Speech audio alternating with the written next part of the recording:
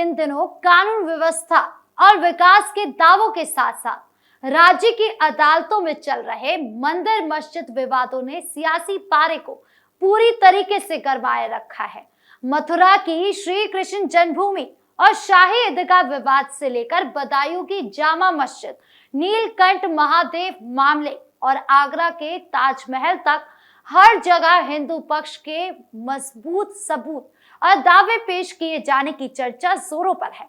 सवाल ये है कि आखिर यूपी के इन प्रमुख मामलों में क्या चल रहा है, कोर्ट में क्या अपडेट सामने आ रहे हैं और कैसे ये सभी कानूनी लड़ाइयां धीरे धीरे हिंदू पक्ष में नजर आ रही है।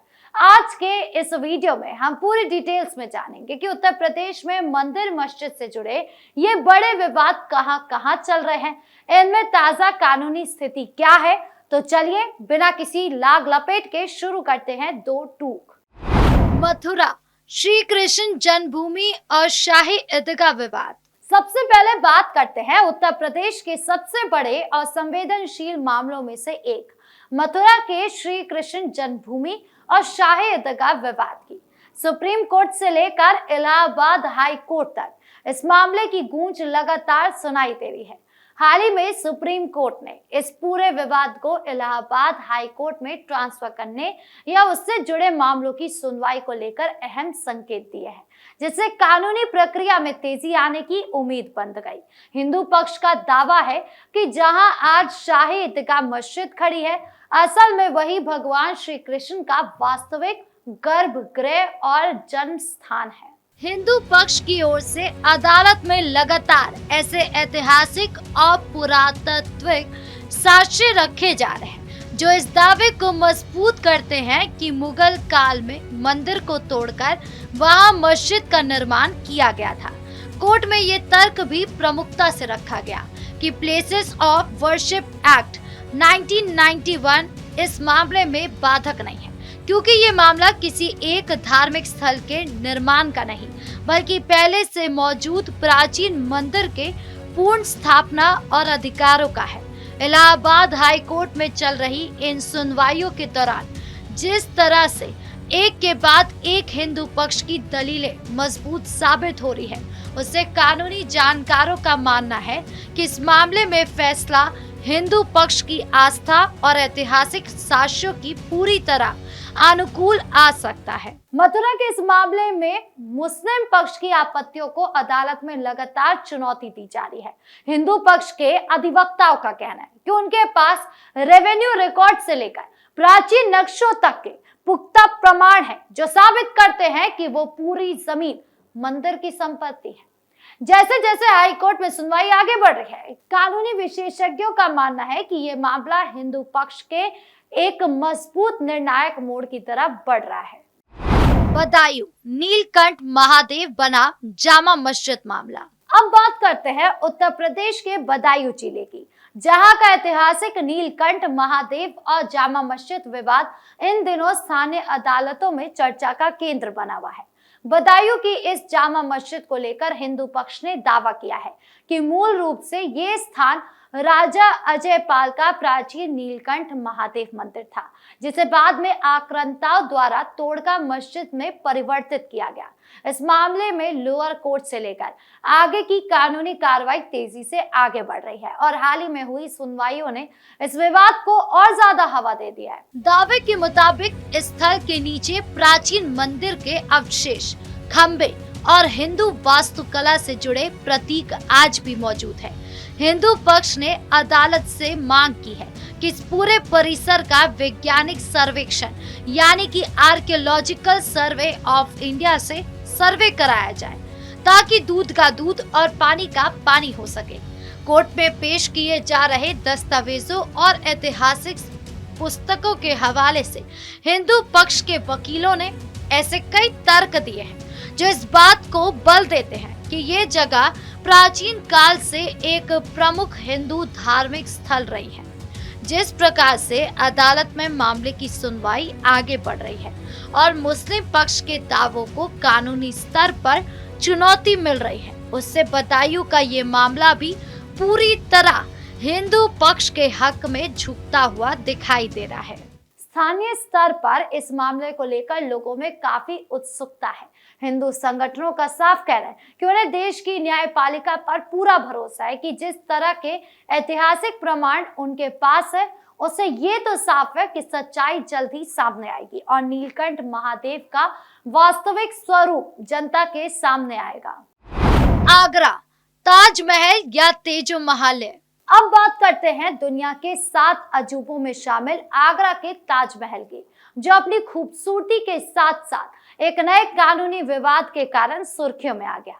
आगरा की अदालत में ताजमहल के अंदर पूजा पाठ और जल अभिषेक करने को लेकर एक विशेष याचिका दाखिल की गई, जिस पर कोर्ट ने सुनवाई करते हुए अगली तारीख 2 सितंबर तय कर दी है। इस याचिका के सामने आने के बाद से ही प्रशासनिक और राजनीतिक गलियारों में हलचल मच गई है। इस याचिका में हिंदू पक्ष और कई संगठनों ने दावा किया है कि ताजमहल असल में कोई मकबरा नहीं बल्कि एक प्राचीन शिव मंदिर तेजो महाल्य है।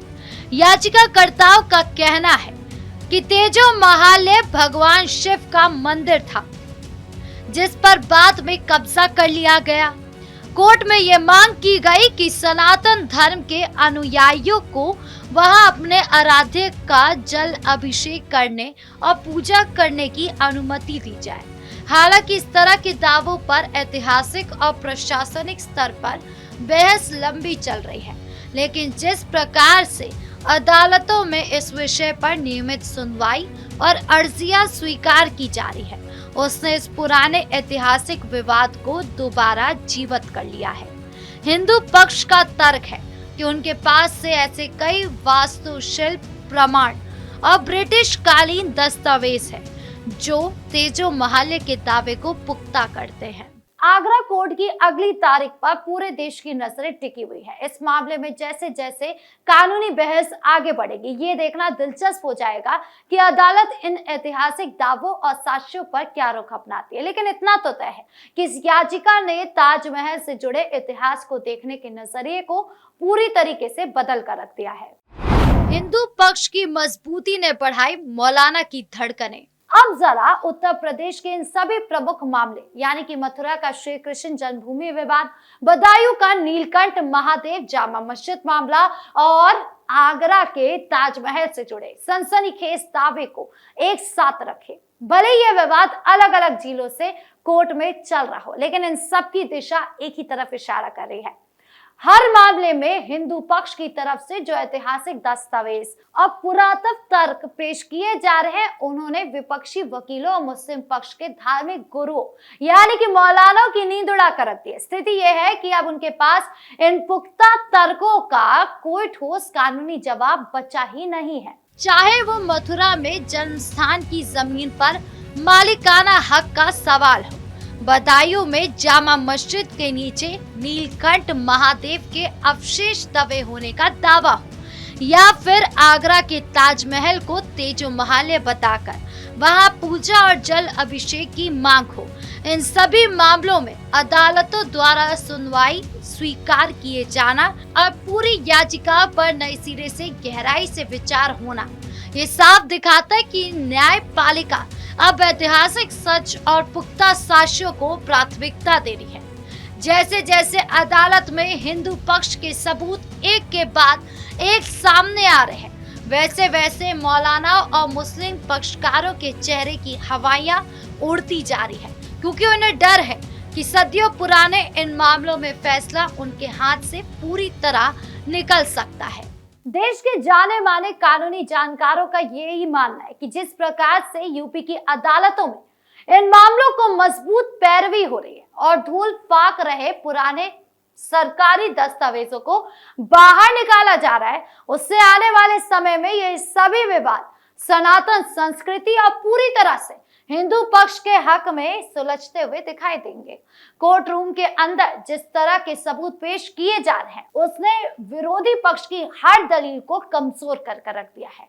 तो उत्तर प्रदेश में चाहे वो मथुरा का श्री कृष्ण जन्मभूमि विवाद हो, शाही ईदगाह विवाद हो, बदायूं का नीलकंठ महादेव जामा मस्जिद का प्रकरण हो, या फिर आगरा के ताजमहल में जल अभिषेक की मांग वाला गरमाता हुआ मुकदमा हो, हर जगह कानूनी लड़ाई अब अपने सबसे निर्णायक और रोमांचक मोड़ पर आ गई है।